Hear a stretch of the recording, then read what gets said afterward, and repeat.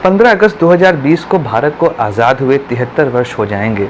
भारत को यह आज़ादी इतनी आसानी से नहीं मिली जैसा कि हमें आज दिखाई देता है। भारत देश को आज़ाद कराने के लिए हमारे कई सेनानियों ने अपने प्राणों को न्यौछावर कर दिया।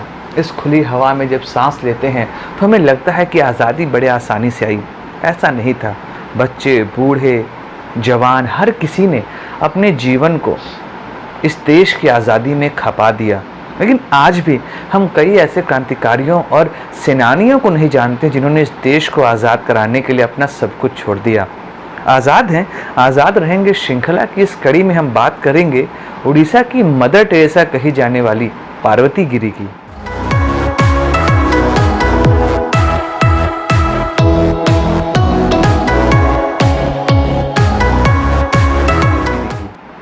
पार्वती गिरी का जन्म 19 जनवरी 1926 को उड़ीसा राज्य के संबलपुर जिले में हुआ था।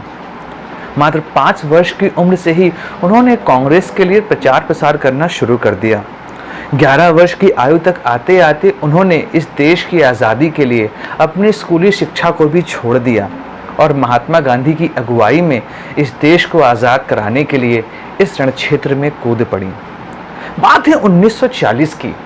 उस समय पार्वती गिरी की उम्र मात्र 14 वर्ष थी, लेकिन उस दौरान भी वह पनिमारा, बारगढ़, संबलपुर, घेस, पदमपुर जैसी जगहों पर जाकर लोगों को महात्मा गांधी के बारे में बताती थी और उनके विचारों से अवगत कराया करती थी, क्योंकि उनका कहना था कि भारत की आज़ादी ही इस समय देश का एकमात्र लक्ष्य होना चाहिए।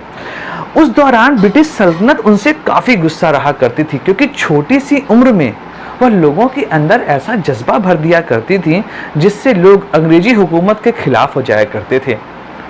छोटी सी उम्र में ही अंग्रेजी हुकूमत उन्हें कई बार गिरफ्तार करने का प्रयास करती है, लेकिन नाबालिग होने के कारण उनको छोड़ना पड़ता है। इस समय एक केस ऐसा हुआ जिसके लिए उनको गिरफ्तार करके 2 साल के लिए कारावास से भेज दिया गया। हो यह था कि बारगढ़ में अदालत चल रही थी। जज उस समय लोगों के खिलाफ फैसला सुना रहे थे। 16 वर्ष की मात्र उनकी उम्र थी और वह वहां पहुंचकर ब्रिटिश सरकार के खिलाफ नारे लगाने शुरू करती हैं। लोग भी उनके साथ हो लेते हैं, लेकिन 16 वर्ष की तो उनकी आयु थी।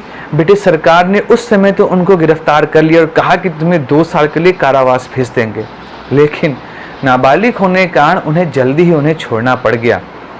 1942 में जब महात्मा गांधी ने अंग्रेजों भारत छोड़ो का नारा दिया तो यह नारा पूरे भारत के हर कोने में फैल गया।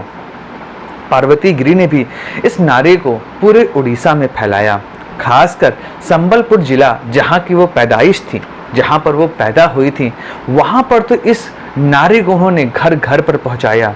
उनका एकमात्र लक्ष्य था अंग्रेजों के खिलाफ भारत में क्रांति का बिगुल फूंकना और भारत से अंग्रेजों को बाहर निकाल देना।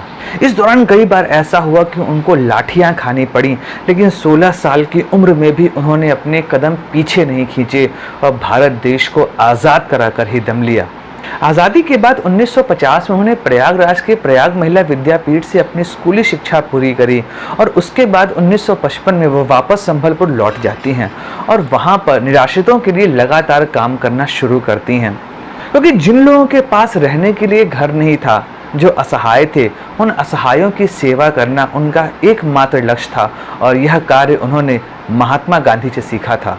उन्होंने महिलाओं, बच्चों और अनाथों के लिए नृसिंहनाथ में कस्तूरबा गांधी मातृकुंठान नामक आश्रम की स्थापना करी। साथ ही संबलपुर जिले में उन्होंने निराश्रितों के लिए डॉक्टर संतरा बाल निकेतन की स्थापना करी। उन्होंने संबलपुर जिले के जुरजुरा ब्लॉक में डॉक्टर संतरा बाल निकेतन नामक आश्रम की स्थापना वहां पर रह रहे निराश्रितों के लिए करी। साथ ही जेल सुधार और कुष्ठ रोग उन्मूलन के लिए भी उन्होंने अभियान चलाया। कई सारी पार्टियों ने आगे चलकर उनसे कहा कि आप विधानसभा या राज्यसभा की सीट ले ले, लेकिन वह सारी जिंदगी एक ही बात कहती रह गई कि मैं यहाँ पर इस देश को आज़ाद कराने, इस देश के निराश्रितों को सहयोग करने के लिए आई हूँ। मेरे पास किसी पद का कोई लालच नहीं है। मुझे विधानसभा और राज्यसभा जैसी चीज़ें नहीं चाहिए, क्योंकि मेरा कार्य बस इस देश को और यहाँ पर रह रहे लोगों की सहायता करना है। इस प्रस्ताव को उन्होंने विनम्रतापूर्वक अस्वीकार कर दिया और अपने आने वाले जीवन को पूरे तरीके से इस समाज के सुधार में ही लगा दिया। लंबी बीमारी के बाद 17 अगस्त 1995 को पार्वती गिरी का निधन हो जाता है। उन्होंने अपना पूरा जीवन अहिंसा और आत्मनिर्भरता के पथ पर चलकर बिताया और गरीबों के साथ उनके दया भाव को देखते हुए ही उन्हें उड़ीसा की मदर टेरेसा भी कहा जाता है। कहाँ लोगों ने देश को आज़ाद कराने के बाद कई मलाईदार पदों पर अपनी नियुक्तियां करवाईं और कहाँ ऐसे सेनानी जिन्होंने अपना सब कुछ त्याग दिया और भारत देश की आज़ादी के बाद भी उन्होंने कोई पद स्वीकार नहीं किया। भारत माता ऐसी पुत्री पाकर धन्य होती है। जय हिंद, वंदे मातरम, भारत माता की जय।